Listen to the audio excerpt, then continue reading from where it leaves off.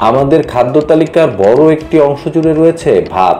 তবে আমাদের অজান্তেই ভাত ক্যান্সার সহ ভয়াবহ স্বাস্থ্য ঝুঁকির কারণও হতে পারে। যুক্তরাষ্ট্রের কলাম্বিয়া বিশ্ববিদ্যালয়ের গবেষকরা জানিয়েছেন, জলবায়ু পরিবর্তনের প্রভাবে ধীরে ধীরে চালের দানায় বাড়ছে বিষাক্ত আর্সেনিকের মাত্রা। বিশেষ করে তাপমাত্রা 2 ডিগ্রি সেলসিয়াসের বেশি বেড়ে গেলে এবং বাতাসে কার্বন ডাই অক্সাইডের পরিমাণ বাড়লে মাটির রাসায়নিক গঠনে এমন পরিবর্তন হয়, যা চালের দানায় আর্সেনিক শোষণকে আরও বাড়িয়ে তোলে।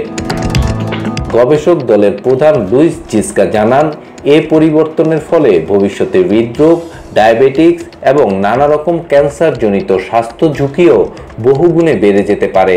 গবেষণায় বাংলাদেশ, ভারত, চীন, ইন্দোনেশিয়া, মিয়ানমার, ফিলিপাইন ও ভিয়েতনামের 28টি চালের জাত নিয়ে 10 বছরের মাঠ পর্যায়ের তথ্য বিশ্লেষণ করা হয়। এতে দেখা যায়, তাপমাত্রা ও কার্বন ডাই অক্সাইড একসঙ্গে কাজ করে চালের আর্সেনিকের মাত্রা বাড়িয়ে দেয়।